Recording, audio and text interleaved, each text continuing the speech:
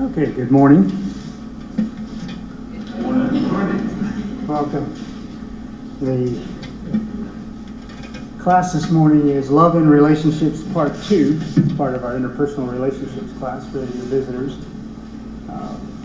Part 2 is the expression of love. Last Sunday we looked at what love is. We looked at the definition for love. Today's class is the expression of love.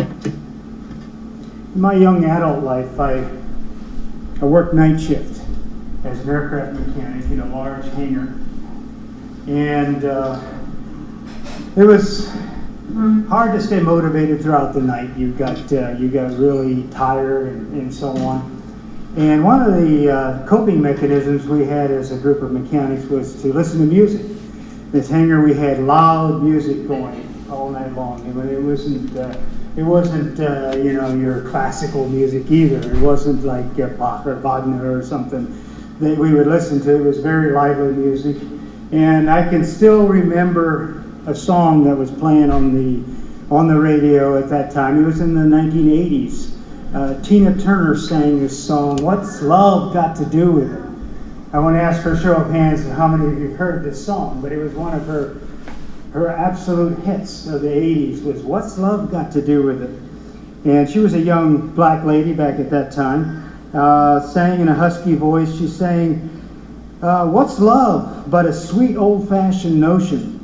What's love but a second-hand emotion? Who needs a heart when a heart can be broken?" Tina Turner. She lives in Switzerland now. What's love got to do with it?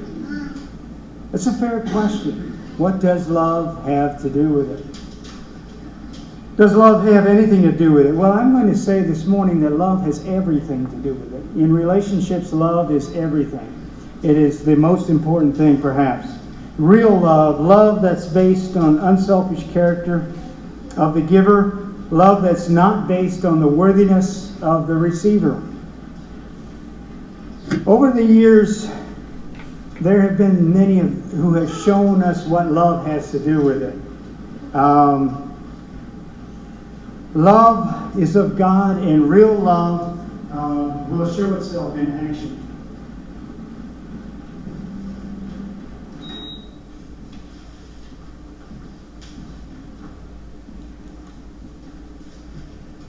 Love is an expression of God Himself, of who God is.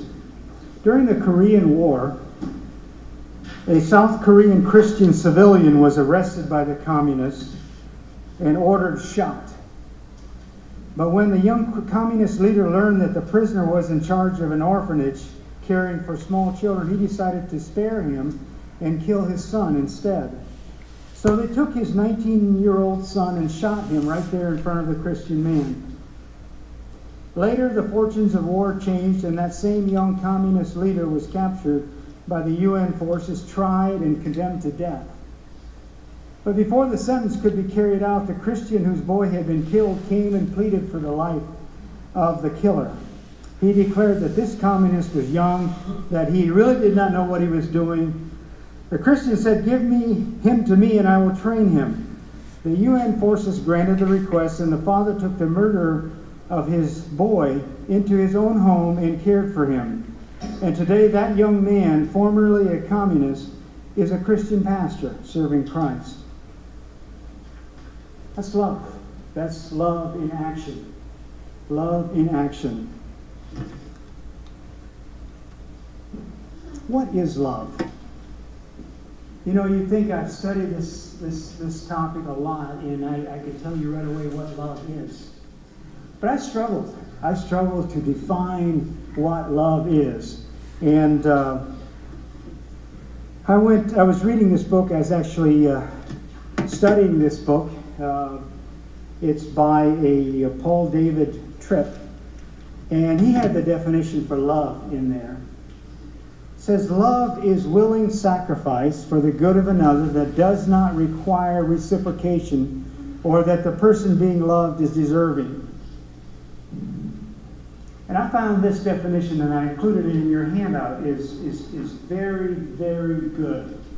Love is willing self-sacrifice for the good of another that does not require reciprocation or that the person being loved is deserving.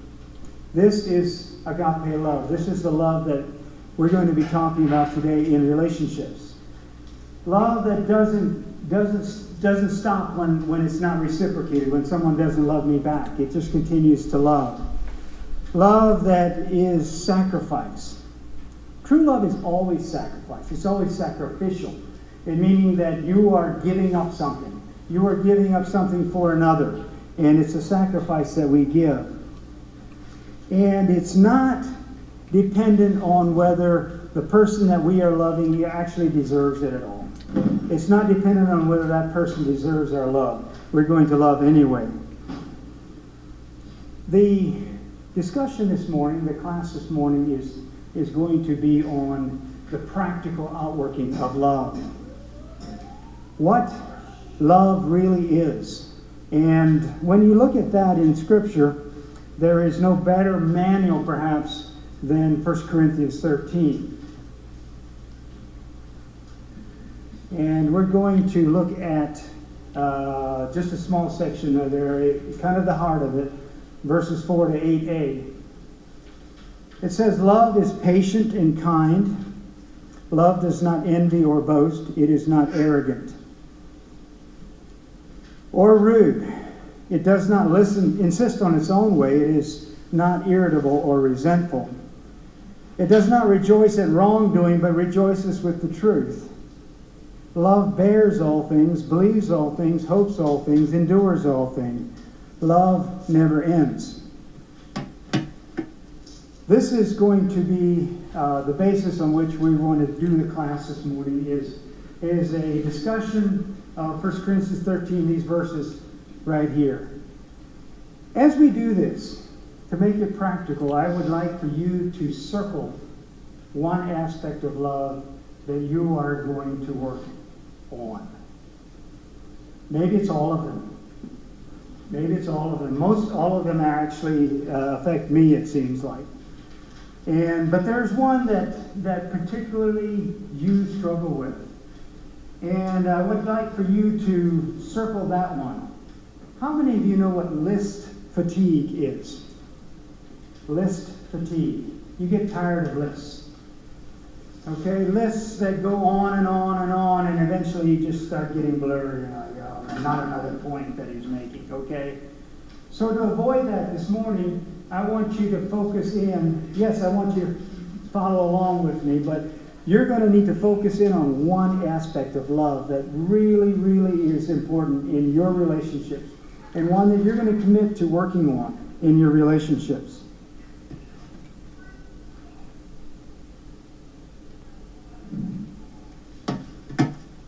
Okay, we're going to go through and pick 10 aspects of love, 10 outworkings of love that are found here in this passage of Scripture that I just read for you. And the first one is patient. Love is patient. And over to the right of the screen here is a definition of what that is. Bearing with the faults of others in the process of helping them. Bearing with the faults of others in the process of helping them. This, my personal testimony, is a big one with me. I struggle with patience. Patience is something that where somebody said it's love under pressure. Love when we get pressure put on us and we want something to happen.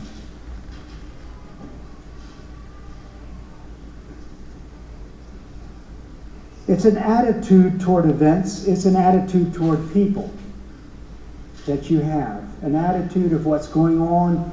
Why can't this happen? Why can't we move on? Okay already? Love under pressure.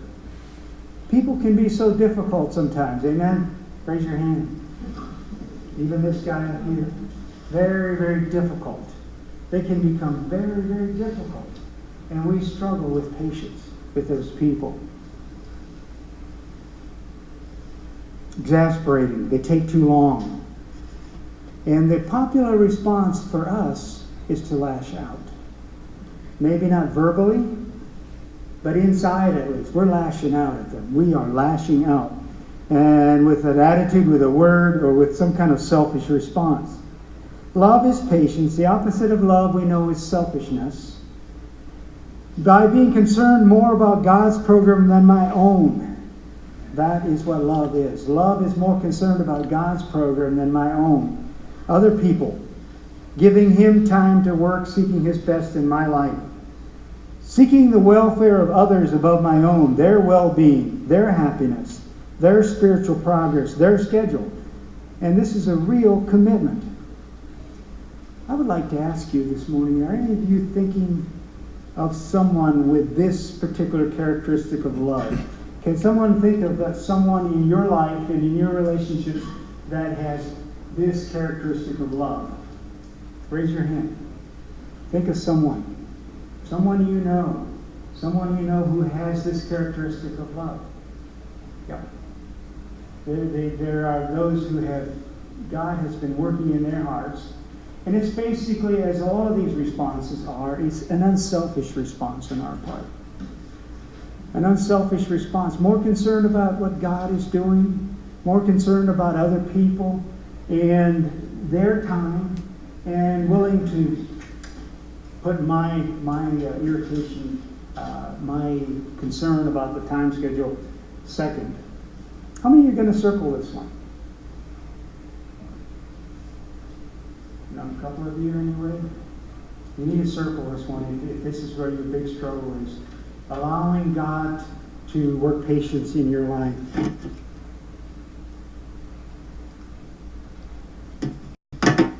The next one is kind. Love is kind. Relating to others with a sensitivity toward them as persons.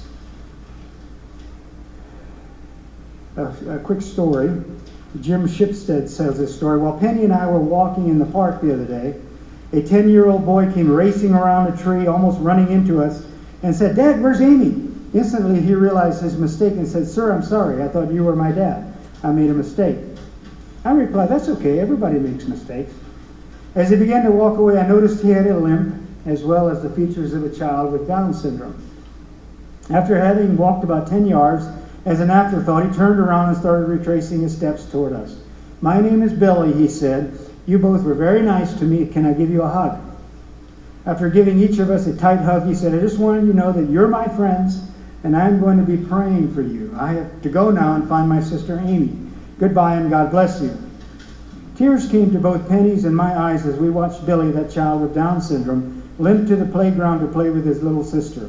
After Billy went down the slide, his mother came over to him and gave him a big hug. It was obvious that he was a special child to her. Sometimes God uses the Billies of the world to break down our walls of sophistication to show us what genuine kindness is all about.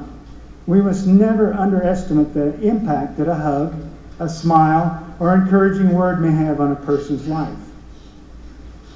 Kindness is a Bible requirement. Proverbs 19:22 says, "What is desirable in a man is his kindness, and it is better to be a poor man than a liar." 1 John 3:17, "But if anyone has the world's goods and sees his brother in need, yet closes his heart against him, how does God's love abide in him? Little children, let us love in word, not love in word or talk, but in deed and in truth." You know, we think of kindness as a thing that kids need to do, right? Be kind to your sister. Don't beat up on her.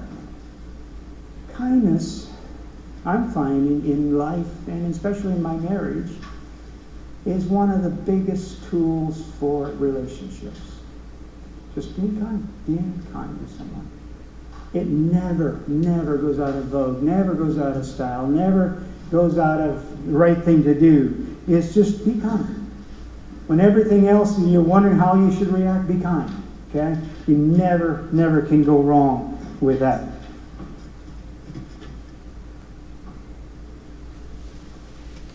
Moving on, not jealous. A practical outworking of love in relationships is not being jealous. Not desiring, resenting, or working against that another possesses or enjoys. Not being jealous. Acts 7 verse 9 says, "And the patriarchs, jealous of Joseph, sold him into Egypt, but God was with him." James 4:2, "You desire and do not have, so you murder. You covet and cannot obtain, so you fight and quarrel. You do not have because you do not ask." The natural worldly person struggles with jealousy all the time, constantly struggles with envy. You walk into a room and he's comparing himself with everybody in the room right away. We are struggling with envy. It's kind of a funny story that Thomas Lindbergh from Leadership Magazine tells. He says 2 shopkeepers were bitter rivals. Their stores were directly across the street from each other, and they would spend each day keeping track of each other's business. If one got a customer, he would smile in triumph at his rival. One night an angel appeared to one of the shopkeepers in a dream and said, "I will give you anything you ask, but whatever you receive, your competitor will receive twice as much. Would you be rich? You can be very rich, but he will be twice as rich. Do you wish to live a long and healthy life? You can, but his life will be longer and healthier. What is your desire?"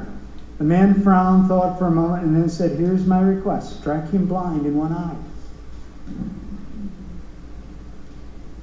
The emotion of jealousy or envy is so strong out there. Love rejoices in the success of others. I think this is probably where it comes down to as youth, perhaps. You are often in a situation where you are with other young people, perhaps, or such, in a youth group or wherever you are, and somebody else really, really does well. Maybe in sports, maybe in whatever. Do you rejoice with them? That is love in action. Do you rejoice with someone else? Or does just a little bit of envy start coming up in you? I wish that was me. Love is not jealous.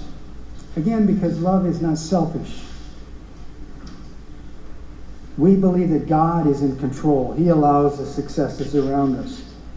We as believers are a body. As such, the success of one is the success of all. Is God's love working in your heart? His unselfish love, His Calvary love. Love will cause that envy and jealousy be replaced with contentment and joy. Joy in what God is accomplishing in your life and in others. Okay, number 4 is humble. Love is humble. Love is humble. Treating others as having more value or importance than yourself. We spent a Sunday morning just talking about humility in relationships, so we won't spend a lot of time with this one, but it is a product of love in our hearts. The opposite of love is not hate, but selfishness. And if we desire to place ourselves on a high plateau, we do so often at the expense of others. Desire to make ourselves look good. And so love is humble. Love is concerned with the well-being of another. Love one another, Romans 12:10, with brotherly affection. Outdo one another in showing honor. Do nothing, Philippians 2:3, from selfish ambition or conceit, but in humility count others more significant than yourself. And Jesus, we know, set that ultimate example for us in washing His disciples' feet. Love as Jesus loved.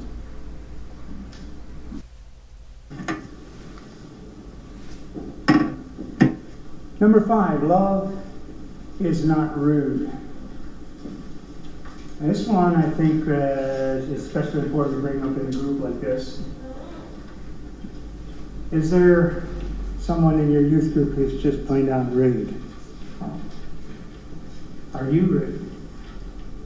What is rudeness? Someone tell me. What is rudeness? Disrespect.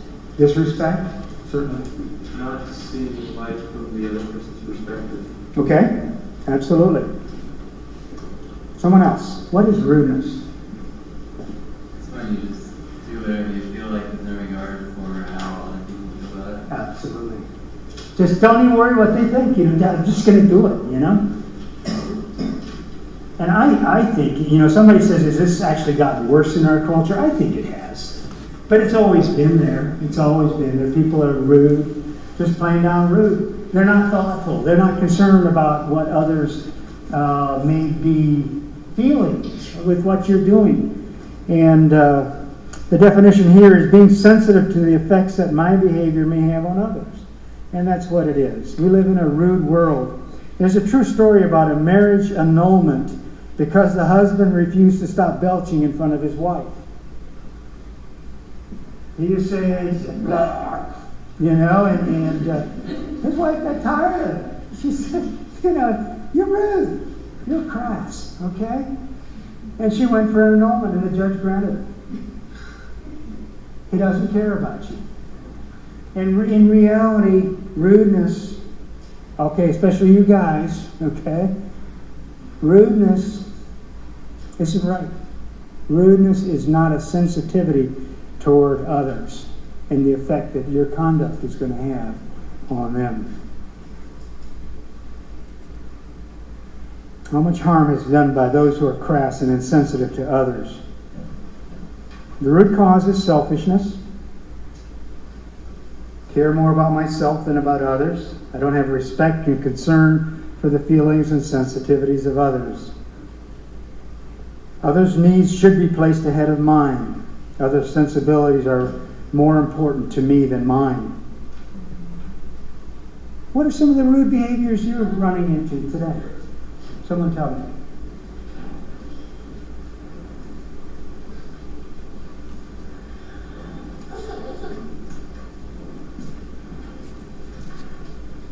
Okay, we gotta make this practical. Interrupting other people? Rude. Driving away at the speed limit. Yes? Okay. You're being rude. Or older, maybe. Cutting somebody off in traffic? Yeah. Uncontrolled use of cell phones around other people. There you go. Now we're getting very, very practical.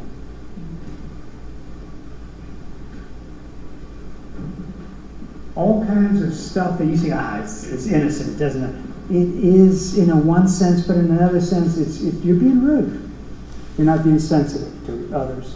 And others' needs are not being placed ahead of yours. And God's love is not shining out of your life in your relationships. How many young ladies do you think guys are impressed by polite behavior? Yeah. How many are not impressed by the rude guy? They're not. It doesn't impress them at all.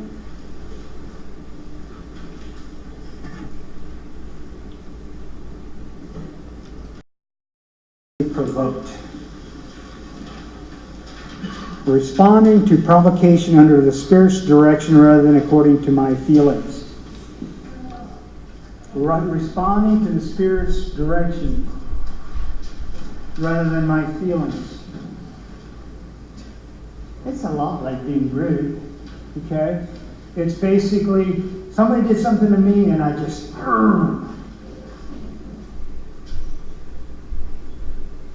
get really, really bent out of shape very quickly. Some of you need to be circling this one. I know you do. Getting easily provoked, a short temper. It is a big deal in relationships. It's such a big deal, we're going to spend a whole Sunday morning talking about anger and the terrible things that anger has to do in our relationships. And the provocation, being so easily provoked, is an indication that we don't have love. We don't have God's love in our heart. The absence of agape love. If I'm easily irritated at others, it only takes a little misconduct on the part of others to make me angry. I need more of God's love in my heart. The great 18th century preacher and theologian Jonathan Edwards had a daughter with an uncontrolled temper. When a young man asked Dr. Edwards for his daughter's hand in marriage, he said no. The young man was crushed. "But I love her and she loves me," he pleaded. "That makes no difference," Edwards replied. "She isn't worthy of you." "But she's a Christian, isn't she?" The young man argued. Yes, said Edwards, but the grace of God can live with people with whom no one else can ever live.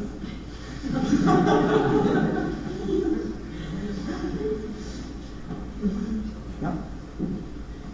Some of you struggle with this, and I know I do. I'll confess right up with getting irritated with people. Very easily irritated. What in the world? What a jerk. Why did he do that? What an idiot. I'm saying it under my breath, hopefully. It's an indication of something in my heart that's not loving.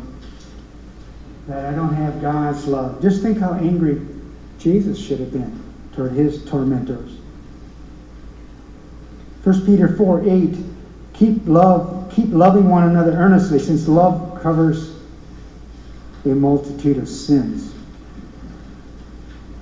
How does love keep us from being easily provoked? Someone have an answer? How does love keep us from being so easily provoked? I'd like you to think about that one a bit. At least we're a lot less likely to judge their motives as being wrong. Okay? So we're giving them some grace. Yes. It also comes back to the point of humility, because we recognize that we're just as liable to causing provocation for others. Okay? That's correct. It's caring more about what you feel and not seeing things from the other person's point of view. Right. It's more of a selfish.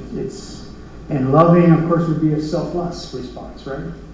Being more concerned about what's going on with them than the way they're irritating me, right? Absolutely.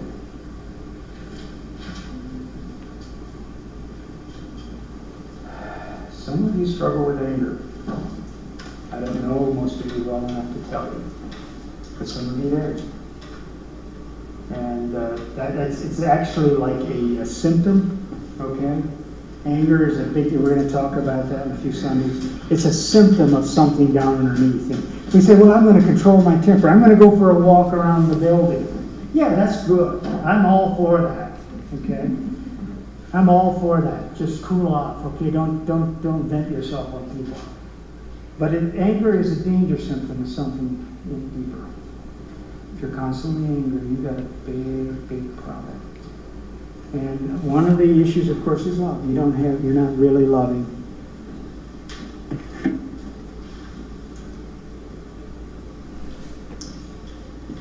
Number 7, keeps no record of wrongs. Love keeps no record of wrongs. Does not dwell on others' faults, imagining evil motives in the words and actions of others. This is this rendering of this characteristic is from the NIV. It says, it does not dishonor others. This is verse 5. It's not self-seeking. It's not easily angered. It keeps no record of wrongs. Human nature is pleased to keep a record of the wrongs of others. We'd get some satisfaction from tallying those up. It's also an indication of lack of forgiveness. Careless word, chalk it up. There he is again. An oversight, an unkind action, chalk him up.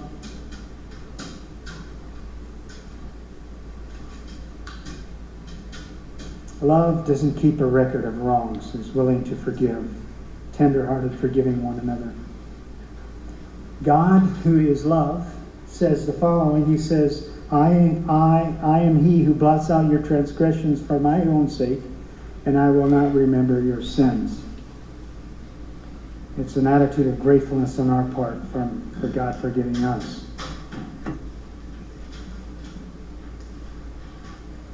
Number 8 is happy with justice. Love is happy with justice. Finding delight in seeing people learning and living by God's principle. And that's taken from verse 6 of our text this morning. Does not rejoice at wrongdoing, but rejoices with the truth.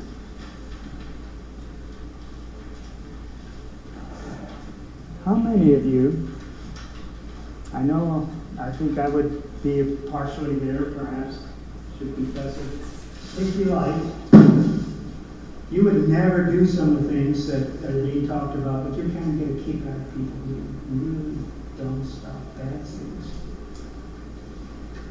You take a delight in seeing them, look at them, It's a big joke. And in our culture, very much so, it has become that, evil is just a joke. It's not fun. Sin is not fun. And if you catch yourself taking delight in wickedness, okay, that's a symptom of being unlike God. God grieves at injustice. God grieves at sin. And whatever sin it is that we just kind of get a kick out of, that is a symptom that we are not really loving like God. We want them to come to Christ, right?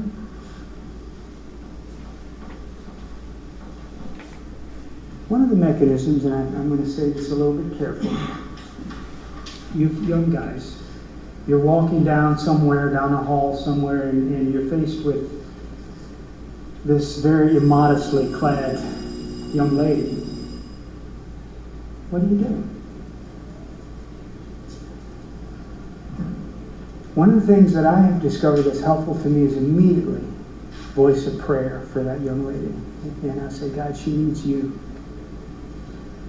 I want to love the way God loves. I want to look at people the way that God looks at people. And I'll say, okay, this person who is not doing right needs God. They need God. This person who is really, really nasty, they need God. And immediately, I thought goes, okay, is she a Christian or is he a Christian? I must say something. God, work in that person's life. Love is happy with justice, finding delight in seeing people learning and living by God's principles. Okay, that was the bell. We're going to move quickly here. Love is willing to put a lid on it. Love is willing to put a lid on it. Willing to cover those things that God has covered. How many of you delight, and I won't ask for you to raise your hands again, delight in scandal? Okay? It's so easy to do. There is out there, you probably don't know it, but there is a Mennonite registry for sex offenders. And you can go on that website and you can find ministers in the Mennonite church who are on that list. My wife made me aware of an old person that we had been with for years and years who is on that list. The right response on my part is what? If it's a safety issue, yeah, you need to spread it around. That's why it's on that list. But if it's just to gloat over and whatever, that is not a loving response. Okay? It isn't. Willing to put a lid on the things that God puts a lid on. Finally, love endures. Love endures. Other things fall by the wayside, but love endures. Maintaining unfailing confidence in right, continuing in faithfulness no matter what adversity comes. Love is always protects, always trusts, always hopes, always perseveres. Love never fails. Love is so, so strong when it's God's love. I think of the prodigal son and the father in the story in Luke chapter 15. Jesus tells a story of when the prodigal son was coming back, his father ran out to meet him and hugged him and told him, come in, we're making a feast and all this. Was the dad really, did he just happen to walk out when the boy was coming back? No, he was waiting for him. He was probably out there looking over the horizon like he did many days, just waiting and hoping and trusting that he would come. And love is that way. Love just perseveres. True, unselfish love is willing to wait and persevere on and doesn't get impatient. We need that love in our hearts. Let us love one another. 1 John 4, 7, 8. For love is from God, and whoever loves has been born of God and knows God. Anyone who does not love does not know God, because God is love. Thank you so much for your kind attention and participation. You're dismissed.